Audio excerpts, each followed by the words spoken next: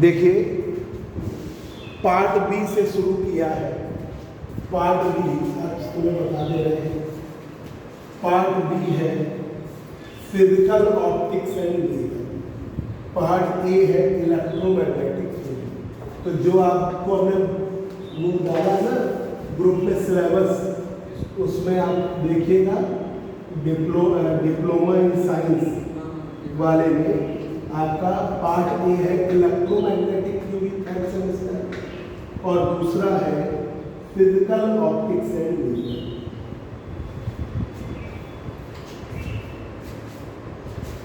ये हम physical optics and laser, physical optics and lesson first interference of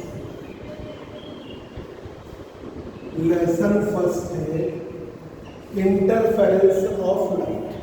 ठीक है, इसमें देखिए हमने जरा सा एक बार पूरा नहीं बताएंगे, थोड़ा बताएंगे।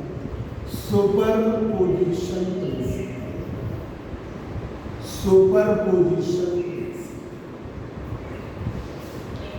लाइट रेस के लिए आपको जब इंटरफेरेंस पढ़ना है तो उससे पहले सुपरपोजिशन आना चाहिए।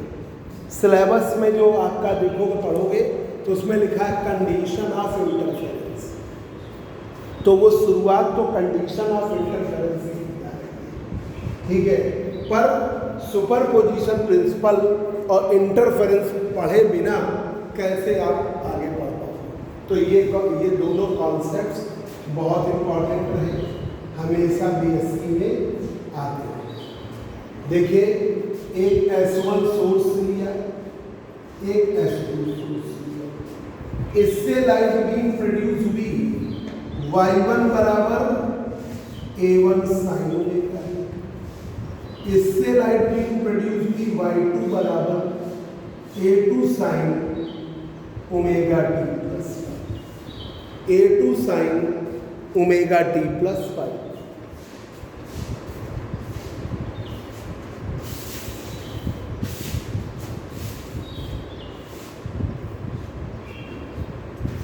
A1 sine omega t, A2 sine omega t plus 5। ये दो लाइट बीम है, एक ही डायरेक्शन में ट्रेवल कर रही है, बहुत क्लोज लिए जाते हैं दो लाइट सोर्स। जो दो लाइट सोर्सेज लिए जाते हैं बहुत क्लोज, एक ही डायरेक्शन में ट्रेवल करेंगे तो एक दूसरे से मिल जाएंगे, मतलब ओवरलैप कर जाएंगे। When two light beams of same frequency traveling in same direction and they overlap to each other, overlap कर गए, then its resultant displacement is equal to the vector sum of other two displacement। तो उनका resultant displacement other two displacements के vector sum के बराबर होता है। इस फिनोमेना को हम कहते हैं interference of light. When two light waves, superposition, when two light waves या light rays of same frequency traveling in same direction, they overlap to each other, overlap कर गए, then its resultant displacement is equal to the sum of other two displacement, vector sum of other two displacement। तो जो resultant displacement है other two displacements के vector sum के बराबर। इस phenomena को हम कहते हैं सुपरपोजिशन प्रिंसिपल। ठीक है, इसी में हमने सॉल्व किया तो इसका रिजल्टेंट एम्पलीट्यूड निकाला, capital A square A1 square A2 square twice A1 A2। ठीक है, ये रिजल्टेंट एम्पलीट्यूड बनाया। ठीक है, cos फाई की वैल्यू +1 आएगी तो ए मैक्सिमम आएगा। ठीक है, ए मैक्सिमम आएगा, ए मैक्सिमम आएगा, A1 प्लस ए। अब cos फाई के लिए सोचो, फाई का मान 0 हो, 2 पाई हो, 4 पाई हो, 6 पाई हो, 8 पाई हो एंड सो और cos फाई का मान -1 हो, फाई की value pi, 3 pi, 5 pi, 7 pi and so on. तो इस पर ए स्क्वायर की value A1 square, A2 square twice A1 A2 cos phi की वैल्यू -1 रख दोगे तो ए मिनिमम का square, A1 square, A2 square twice, तो ए मिनिमम का स्क्वायर A1 माइनस A2 का स्क्वायर। तो मिनिमम एम्पलीट्यूड, रिजल्टेंट एम्पलीट्यूड दोनों का डिफरेंस, मैक्सिमम दोनों का सम, मैक्सिमम एम्पलीट्यूड दोनों का सम है, मिनिमम एम्पलीट्यूड दोनों का डिफरेंस। ये हमने मेन आपको का बताया, ठीक है। ये ऑनलाइन वाली क्लास है, और लोग मेन आती है उसे बताना तो पूरा बता दें, ठीक है। आगे देखिए, आगे आर से 2 light beams of same frequency traveling in same direction, they superimpose to each other या overlap to each other, then resultant displacement is equal to the vector sum of other two displacement. This is the superposition principle of light। ये अब हम बताने जा रहे हैं interference. तुम कहोगे तो अभी इन लोग पढ़ाने के बाद फिर बता दोगे, ऑनलाइन ना पढ़ना चाहना तो अभी इसके बाद पढ़ा दोगे, क्योंकि इन लोगों का नुकसान ना हो ना, पिछले टर्म भी ये लोग सोचेंगे दोनों लोग। अब आइए इंटरफेरेंस, ये इतना नोट करना चाहो तो नोट कर लो।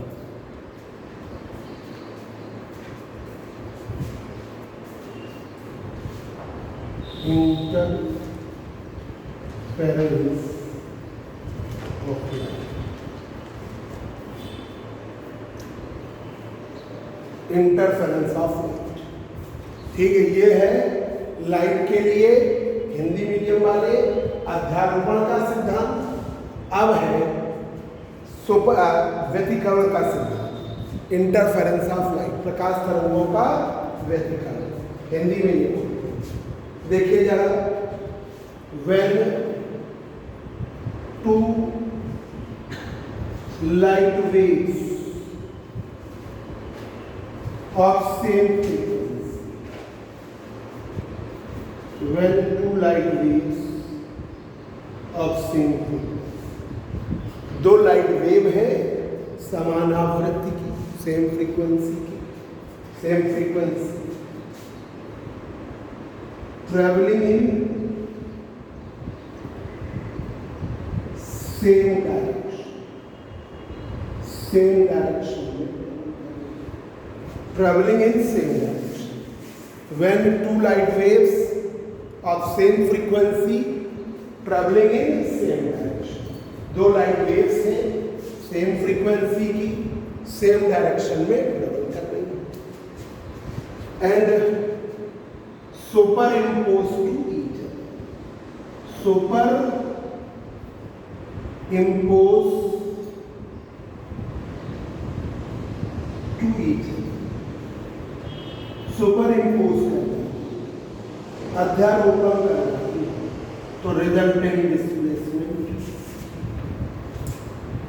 अदर टू डिस्प्लेसमेंट्स की वेक्टर सम या अलजेब्रिक सम के बराबर होता है। y बराबर y1 प्लस y2, ये लग गया। y बराबर y1 प्लस y2, एक दूसरे को सुपर इम्पोज करना, सुपर पोजिशन प्रिंसिपल पढ़ दिया ना इंटरफेरेंस।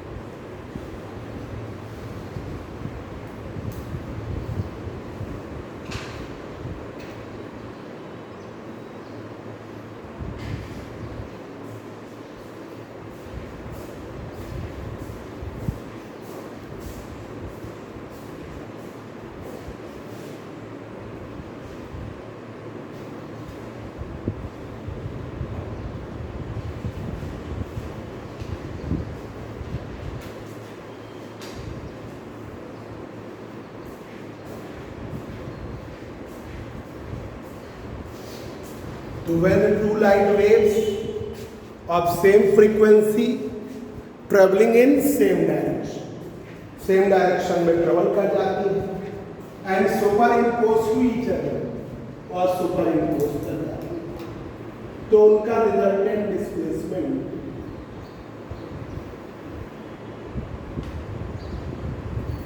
अदर टू डिस्प्लेसमेंट्स के वेक्टर सम के बराबर। Then its resultant displacement is equal to the vector sum of other two displacements. तो उनका resultant displacement जो है other two displacements के vector sum के बराबर होता है। When two light waves of same frequency traveling in same direction and superimpose to each other, एक दूसरे को superimpose कर जाते हैं, तो उनका परिणामी विस्थापन अदर टू डिस्प्लेसमेंट के वेक्टर सम के बराबर होता है। इस फिनोमिना को हम क्या कहते हैं? Superposition principle. ठीक है, ये लग गया। अब ये जो दो सोर्सेस थी, इनसे लाइट बीम निकल रही थी, y1 बराबर a1 साइन ओमेगा टी, इस सोर्स से लाइट बीम निकल रही, y2 बराबर a2 sine omega t plus five. तो इसकी जो इंटेंसिटी है I1 एम्पलीट्यूड के स्क्वायर के डायरेक्टली प्रोपोर्शनल, इसकी इंटेंसिटी I2 किसके a2 स्क्वायर के डायरेक्टली प्रोपोर्शनल। ठीक है भाई, देखिए आप कहोगे इंटेंसिटी का हमने ये फॉर्मूला तो पढ़ा लो, इंटेंसिटी का आपने ये फॉर्मूला पढ़ा 2 pi square n square a square rho, 2 pi square n square a square rho. तो इसमें 2 pi square n square rho v ये वैल्यू फिक्स है, एम्पलीट्यूड ही में भाई फ्रीक्वेंसी लाइट की सेम ले रहे हो, डेंसिटी मीडियम की एक ही ली जा रही है, वेलोसिटी ऑफ लाइट c है, तो ये पूरी वैल्यू कांस्टेंट लाइट के केस। तो लाइट किस पर डिपेंड करती है? एम्पलीट्यूड पर। ठीक है, अगर यही साउंड वेव हो तो फ्रीक्वेंसी पर डिपेंड करेगी, तो वहां पर फ्रीक्वेंसी का मेन रोल है। लाइट के केस में एम्पलीट्यूड जैसा है वैसा रोल है, तो इंटेंसिटी जो है एम्पलीट्यूड के डायरेक्टली प्रोपोर्शनल ले ली जाती है। जब बराबर करते हैं तो के कांस्टेंट, तो I1 की वैल्यू के a1 स्क्वायर, I2 की वैल्यू के a2 स्क्वायर, I1 की वैल्यू के a1 स्क्वायर, I2 की वैल्यू के a2 square.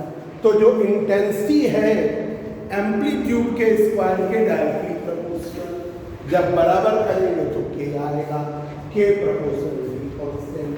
I2 directly proportional a2 square, जब बराबर करेंगे तो k आएगा, k a2 स्क्वायर। तो एक है इंटेंसिटी I1, एक है इंटेंसिटी I2। तो जो रिजल्टेंट इंटेंसिटी है अदर टू इंटेंसिटीज के resultant intensity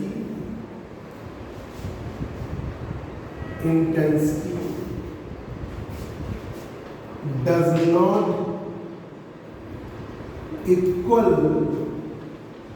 to the sum of other two intensities. जो रिजल्टेंट इंटेंसिटी है does not equal to the sum of other two intensities. तो जो रिजल्टेंट इंटेंसिटी है I1 प्लस I2 के sum के बराबर नहीं है। जैसे resultant displacement other two displacement के सम के बराबर है, पर resultant intensity other two intensities के सम के बराबर नहीं है। ठीक है, resultant intensity other two intensities के सम के बराबर नहीं है। एम्पलीट्यूड में भी स्थिति अलग अलग है, वो तो इंटेंसिटी के, पर जब जनरलाइज्ड वे में आप डिस्प्लेसमेंट की बात करते हैं इक्वेशंस की, तो वो दोनों का वेक्टर सम हो जाता है या एल्जेब्रिक सम हो जाता है, पर resultant intensity other two intensities के सम के बराबर नहीं होती। कुछ पोजीशंस स्क्रीन पे जब ओवरलैप करेंगी, कुछ पोजीशंस मैक्सिमम इंटेंसिटी दिखाएंगी, कुछ पोजीशंस मिनिमम इंटेंसिटी दिखाएंगी। मैक्सिमम दिखाएंगी तो कंस्ट्रक्टिव इंटरफेरेंस होगा, ब्राइट फ्रिंजेस बनेंगे, और मिनिमम दिखाएंगी तो क्या होगा, डिस्ट्रक्टिव इंटरफेरेंस होगा, डार्क फ्रिंजेस बनेंगे। ठीक है, तो देखिए some positions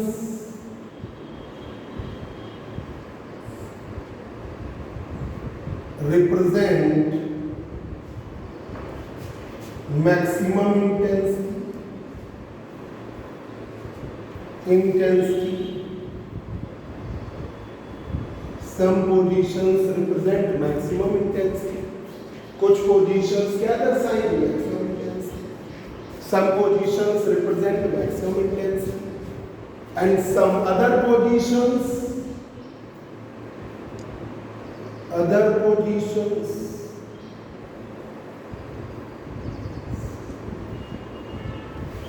represent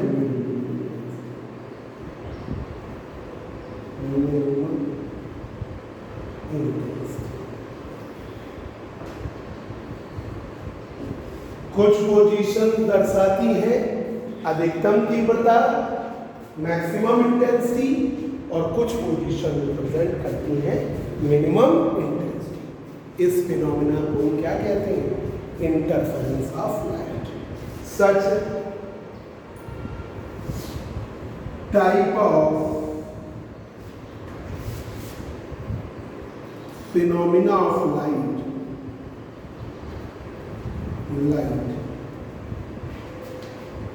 is known as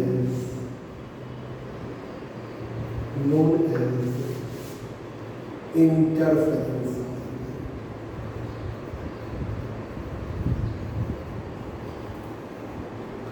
इस टाइप का फिनोमिना क्या कहलाता है, इंटरफेरेंस ऑफ लाइट। इस टाइप का फिनोमिना कहलाएगा इंटरफेरेंस ऑफ लाइट।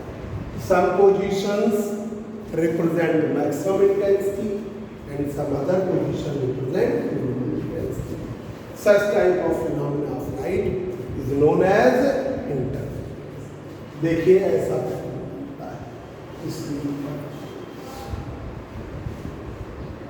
सर्कुलर बनेगा तो भी ऐसे, चाहे वो भाई अभी यंग डबल स्लिट एक्सपेरिमेंट में जैसा बनता है वो बना दिया, क्योंकि शुरुआत में यंग डबल स्लिट एक्सपेरिमेंट ही आया, फिर उसके बाद फ्रेस्नेल बाइप्रिज्म आया, लॉयड सिंगल मिरर आया। तो आपके सिलेबस में यंग डबल स्लिट एक्सपेरिमेंट नहीं लिखा, नहीं आपके में लिखा है फ्रेस्नेल बाइप्रिज्म और लॉयड सिंगल।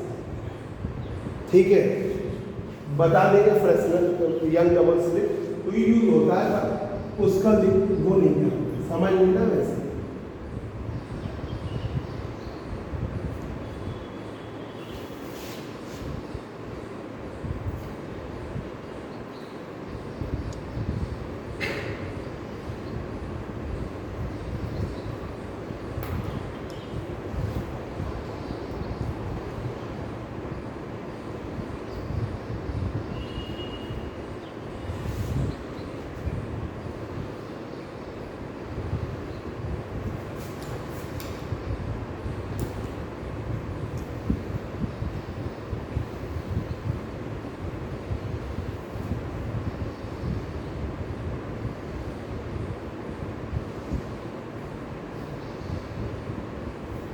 मैथ पढ़ने जाने लगे यहाँ से,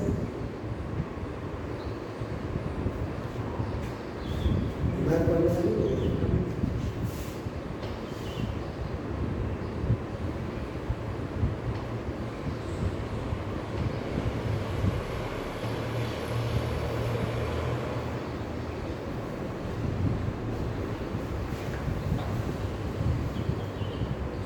तो ये देखिए बोर्ड का कलर है ब्राइट, ब्राइट। बोर्ड के कलर की जो पट्टियां बन रही है ब्राइट से, उनकी इंटेंसिटी मैक्सिमम है आई मैक्सिमम के A1 प्लस A2 का होगा, के A1 प्लस A2 का होगा। जो ब्लैक पट्टी है वो डार्क फ्रिंजेस है, उनकी इंटेंसिटी है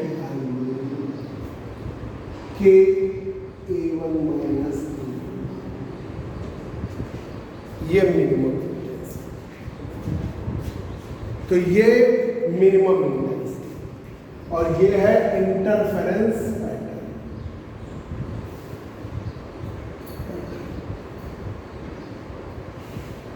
ठीक है, तो ब्राइट फ्रिंजेस की इंटेंसिटी मैक्सिमम होगी, एम्पलीट्यूड के सम का स्क्वायर है, और डार्क फ्रिंजेस की इंटेंसिटी मिनिमम होगी, एम्पलीट्यूड का डिफरेंस आएगा। ये भी हो सकता है कि अगर दोनों एम्पलीट्यूड डिफर हो तब तो कुछ अंतर आ जाएगा, हल्का फुल्का धुंधला दिखेगा।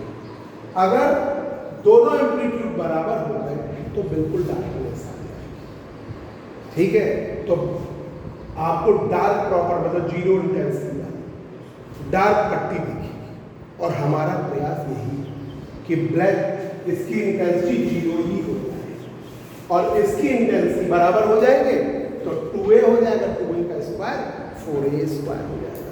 तो वो तो पैटर्न अच्छा कब बनता है जब दोनों की इंटेंसिटी एट मतलब दोनों के एम्पलीट्यूड बराबर हो। पर ये कर पाना कोई जरूरी नहीं।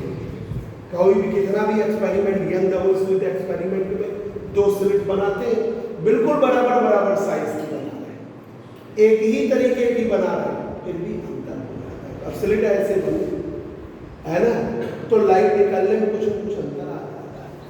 तो इसलिए जरूरी नहीं है कि एम्पलीट्यूड, पर हमारा प्रयास होगा कि एम्पलीट्यूड बराबर हो जाए। तो ये when 2 light waves of same frequency, 2 light waves है समान आवृत्ति की, ट्रेवलिंग इन सेम डायरेक्शन में ट्रेवल कर रही है, and superimpose to each other, superimpose कर जाना y बराबर y1 प्लस y बराबर y1 प्लस y। अब S1 सोर्स से लाइट बीम प्रोड्यूस हो रही है, y1 बराबर a1 साइन होएगा, S2 सोर्स से लाइट बीम प्रोड्यूस हो रही है, y2 बराबर a2 sine omega t plus y। इसकी इंटेंसिटी I1 a1 स्क्वायर के डायरेक्टली प्रोपोर्शनल, जब बराबर किया तो k1 स्क्वायर। इसकी intensity I2 directly proportional a2 square के, जब बराबर किया तो k2 स्क्वायर। ठीक है, तो resultant intensity does not equal to the sum of other 2 intensity, परिणामी तीव्रता अदर 2 इंटेंसिटीज के सम के बराबर नहीं है। I does not equal to the sum of I1 plus I. Some positions represent the maximum intensity, कुछ position दर्शाएंगी अधिकतम तीव्रता, and some other position represent minimum intensity, कुछ पोजीशन दिखाएंगी मिनिमम इंटेंसिटी। इस टाइप के फिनोमिना को हम क्या कहते हैं? Interference of light. ठीक है, जो मैक्सिमम इंटेंसिटी वाली है वो ब्राइट फ्रिंजेस कहलाती है। मैक्सिमम इंटेंसिटी वाली ब्राइट फ्रिंजेस कहलाती है।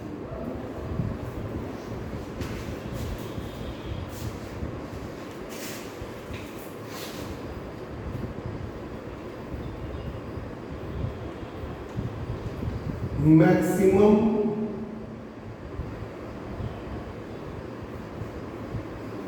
Intensity intensity is obtained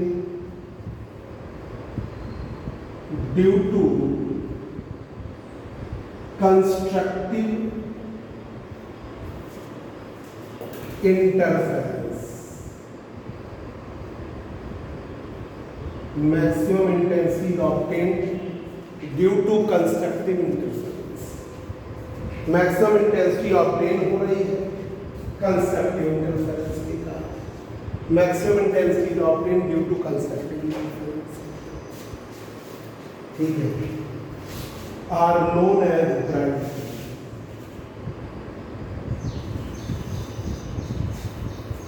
bright fringes, उन्हें हम क्या जानते हैं?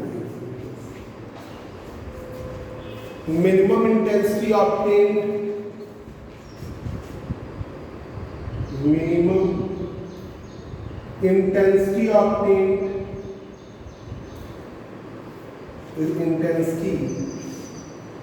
is obtained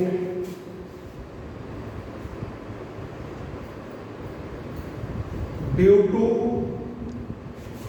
destructive interference.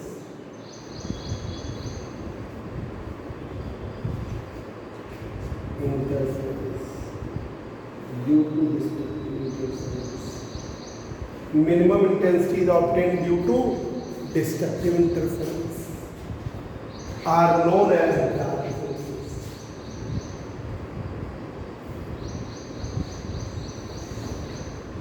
Dark fringes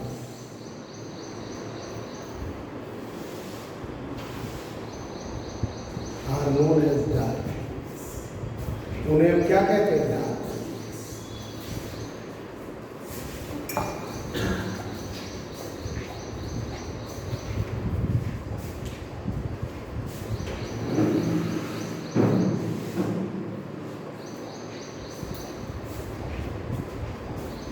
उन्हें हम कहते हैं डार्क फ्रिंजेस.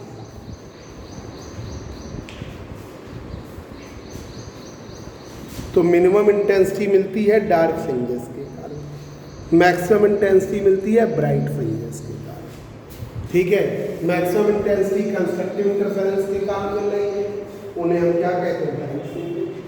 मिनिमम इंटेंसिटी मिल रही है, ठीक है, इसकी वजह से डिस्ट्रक्टिव इंटरफेरेंस के साथ, उन्हें हम क्या कहते हैं? डार्क.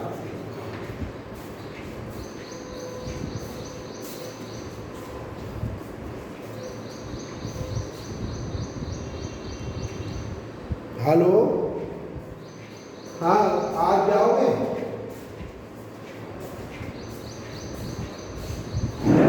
नहीं, टीचर मिलेंगे, वो सरकारी छुट्टी कैंसिल हो, मतलब कल की छुट्टी है, आज की सब जगह कैंसिल हो. हाँ तो मिलेंगे आज टीचर, कल मिलेंगे, तो कुछ दे आओ इस काम में.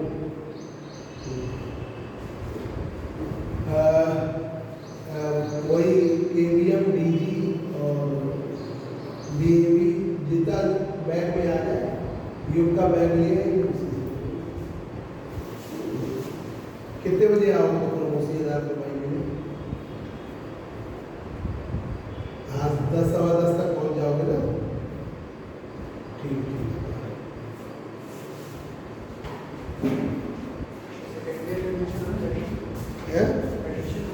हाँ, सेकेंड ईयर में अब वो क्या किया है ना कि बार बार वो पढ़ती वही फीस है.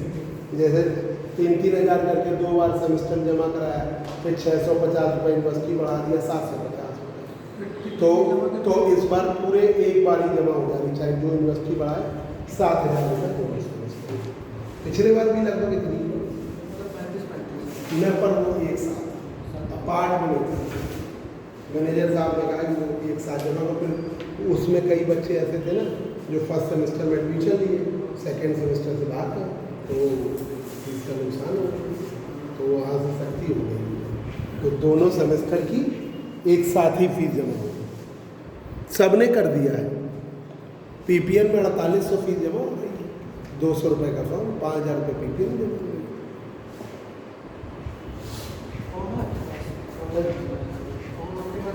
हाँ देखिए, resultant intensity does not equal to the, एक बार समझ लो फिर हम प्रूव करेंगे। ठीक है, प्रूफ में भी आधा प्रूफ वही वाला है, एम्पलीट्यूड हम वहीं तक निकालेंगे, फिर इंटेंसिटी की डायरेक्टली प्रपोज करेंगे। देखो जरा, S1 सोर्स से लाइट बीम प्रोड्यूस हुई, A1 sine omega T. S2 source से लाइट बीम मतलब फ्रीक्वेंसी ओमेगा की वैल्यू सेम, ओमेगा का मान 2.f, फ्रीक्वेंसी से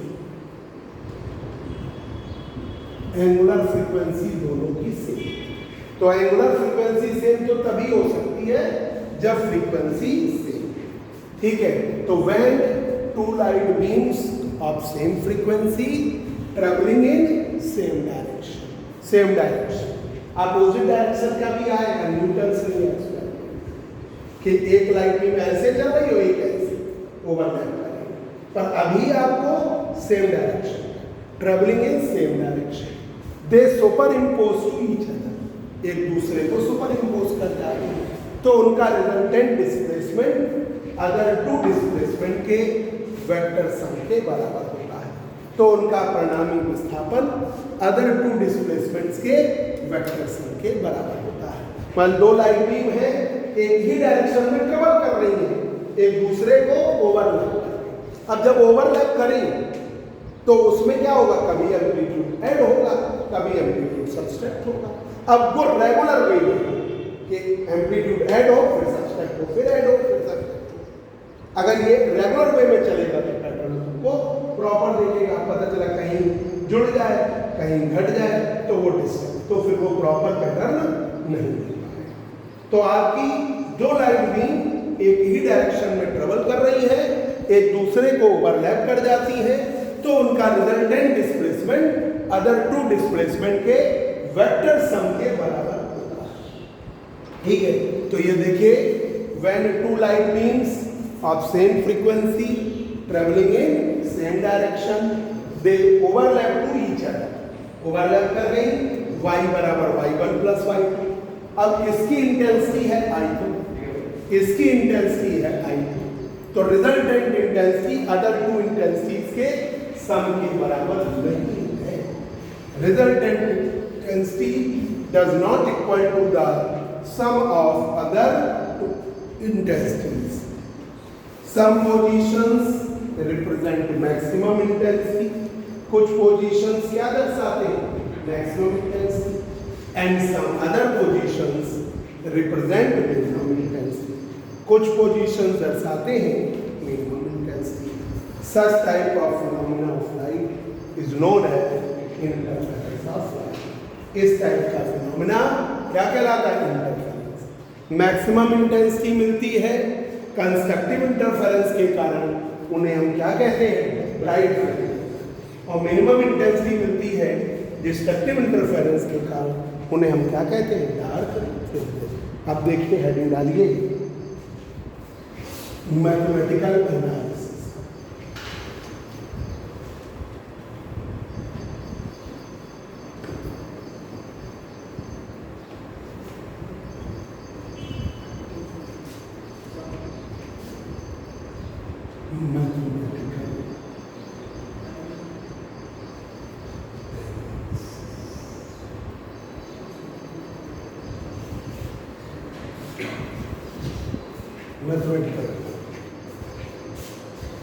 देखिए, displacement equations,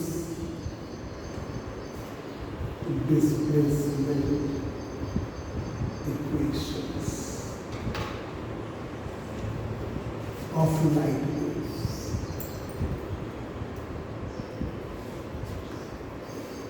y1 A1 displacement equation of light wave, y1 की वैल्यू है A1 साइन,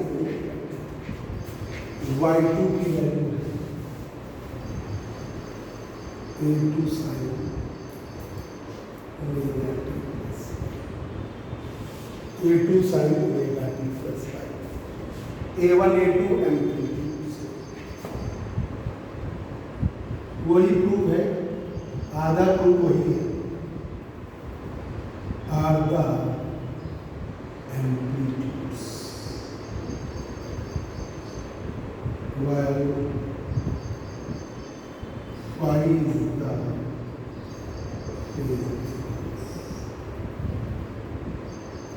phi जो है A1 A2 एम्पलीट्यूड है, phi according to superposition principal.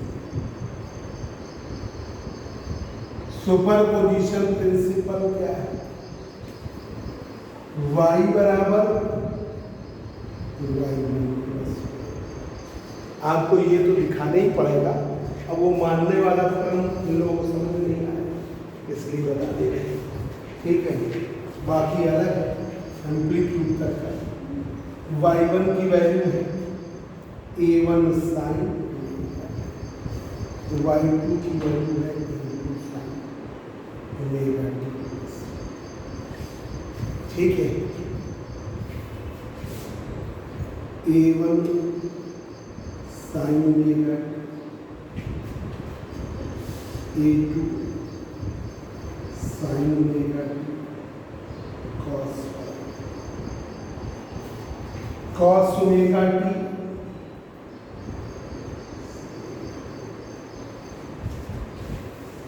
A1 sine omega t cos phi, A2 sine omega t cos phi, cos omega t sine, sine A plus B का formula, sine A cos B, cos A sine, ठीक है। वही बता रही है, तो आता है, ऐसे लिखने की जरूरत तो नहीं है फॉर्मूला। अब यहाँ पर देखिए,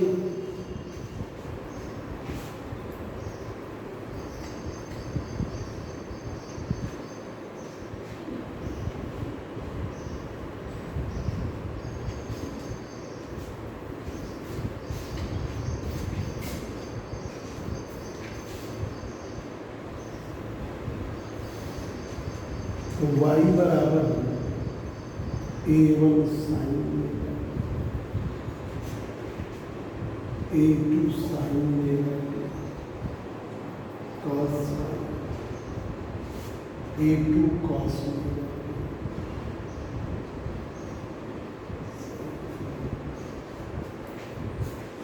साइन ओमेगा टी बाहर,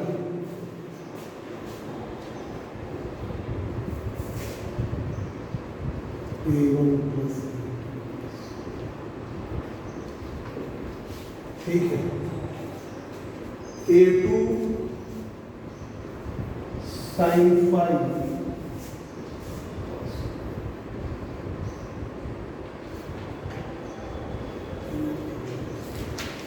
A1 plus A2 cos phi, A2 sine phi cos. अब ये बच्चों मानना है इसको, let A1 plus A2 cos phi A cos, A2 sine phi का capital A sine, capital A resultant amplitude है और theta resultant phase, capital A resultant amplitude,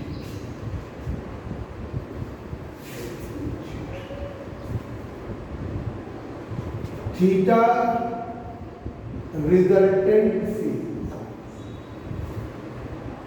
phase difference, theta resultant phase, capital A resultant amplitude, theta resultant phase रख दिया जाए तो y बराबर sine omega t A1 plus A2 sine phi,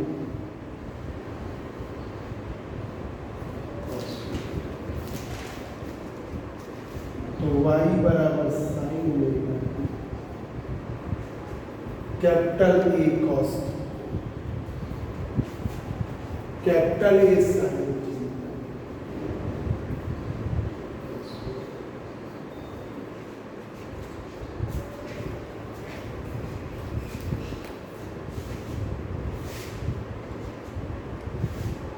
capital A बाहर निकालिए,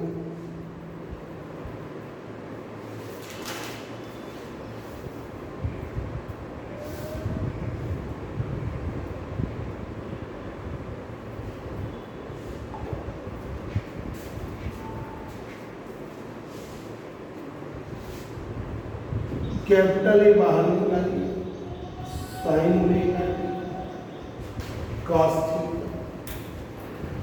cos omega ये हो गया capital A sine omega t plus, ये रिजल्टेंट इक्वेशन, ये डिस्प्लेसमेंट इक्वेशन हो गई रिजल्टेंट वेव की। This is the displacement equation of resultant wave.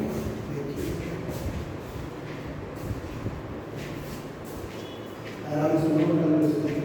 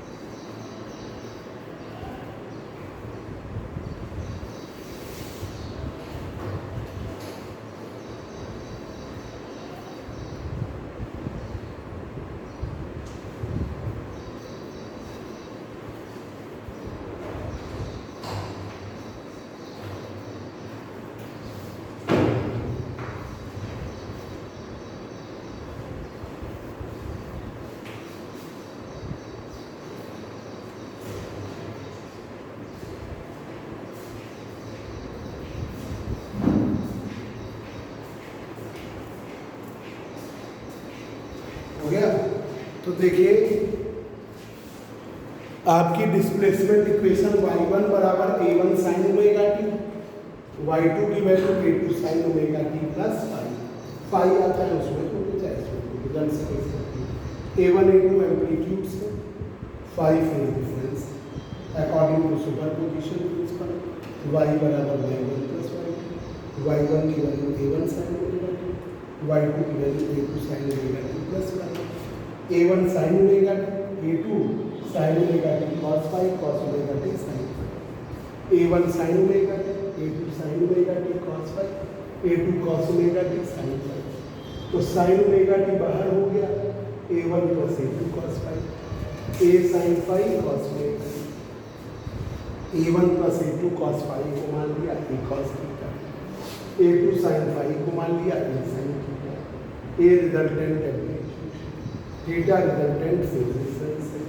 तो y बराबर साइन ओमेगा टी बाहर लिया a1 plus a2 cos phi, a2 sine phi अलग लिया कॉस ओमेगा टी, ये ले लिया कैपिटल A कॉस थीटा, ये ले लिया capital A sine theta, A capital बाहर कर लीजिए sine omega t cos phi cos theta cos omega t sine theta. ये डिस्प्लेसमेंट इक्वेशन हो गई resultant wave. This is the displacement equation of this is the resultant equation. This is the displacement. भेज रहे हैं displacement equation resultant.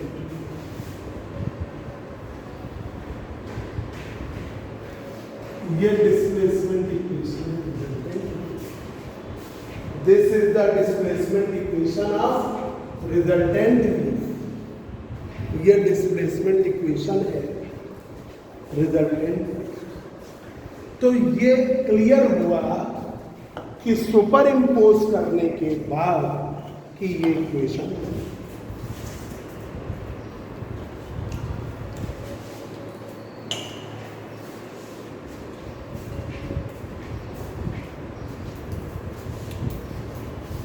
Super impose करने के बाद ये इक्वेशन बनी, ये क्लियर हो गया। ठीक है, मतलब ये है कि जैसे दो लाइट वेव थी, सुपर इम्पोज कर रही है, पता नहीं कौन सा फॉर्म बना रही, तो तुम कुछ नहीं लगा सकते। सुपर इम्पोज करने के बाद वही फॉर्म बना रही है, तो आप कोई कंडीशन बता सकते हो कि ये ऐसा पैटर्न बनेगा। अगर अध्यारोपण करने के बाद वो ऐसा फॉर्म ना बनाए तो तुम कुछ नहीं बता सकते। अब आप करिए 5 और 6 को स्क्वायर करके ऐड करिए, रिजल्टेंट एम्पलीट्यूड निकालिए। Squaring and adding equation 5, 4 and 5,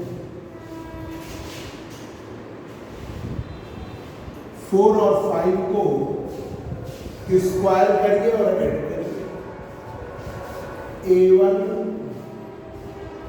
a2 cos phi का a2 sin फाई का whole square, a square cos square, a square sin square. ठीक है, स्क्वायर करिए, a प्लस बी का स्क्वायर खोलिए, a1 square a2 square cos square twice a1 a2 cos, a2 square sin square, capital A square cos square. ये value क्या value है? ठीक है,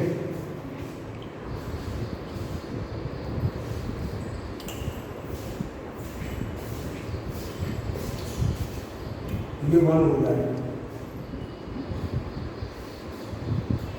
a1 स्क्वायर और इसको a2 square cos square phi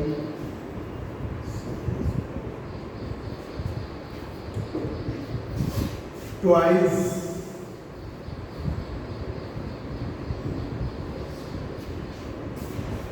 a1 into cos phi। ठीक है, बराबर कैपिटल ए। तो ए स्क्वायर की value a1 square a2 square twice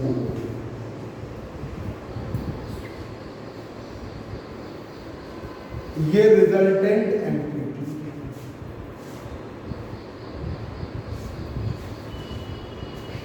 resultant intensity जो है, resultant intensity I directly proportional, resultant intensity I किसके बराबर, डायरेक्टली प्रोपोर्शनल ए स्क्वायर।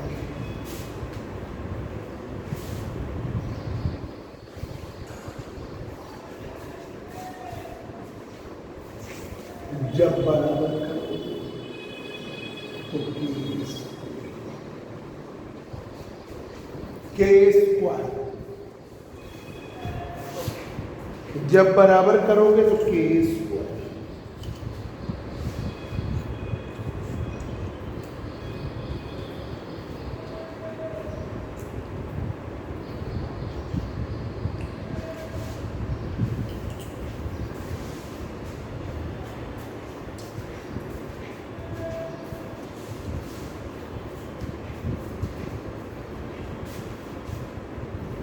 के स्क्वायर।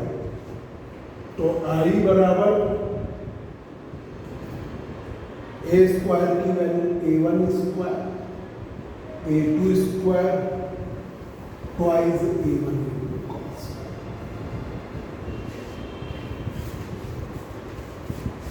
तो आई बराबर k1 square k2 square twice के a1 a2 cos। ठीक है, ऐसे। अब देखिए S1 सोर्स के लिए इंटेंसिटी I1 डायरेक्टली प्रोपोर्शनल थी a1 स्क्वायर। जब बराबर किया तो I1 की value k1 square, I2 directly proportional थी a2 स्क्वायर।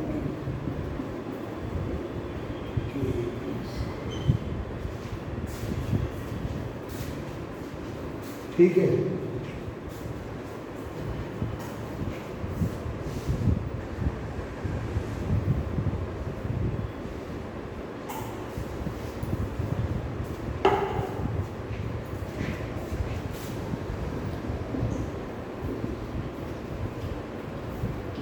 I1 के I2 ट्वाइस। अगर हम इसे ऐसे कर दें अंडर रूट के तो कोई दिक्कत, इसको हम ऐसे कर दें under root a1 square under root a2 square.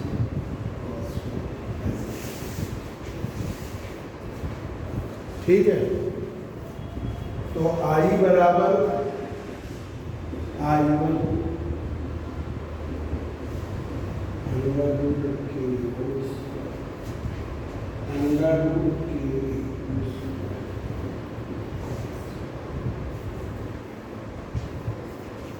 ठीक है, ये हो गया I1 अंडर रूट I1। तो I बराबर I1 I2 twice under root I1।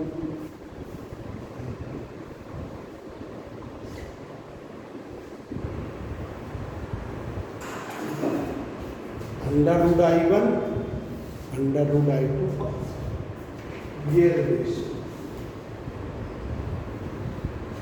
This is the required relation for resultant intensity. This is the required relation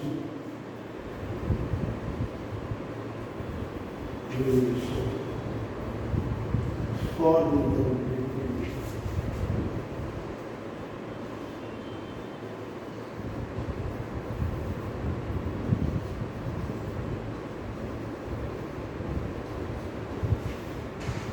ठीक है बच्चों,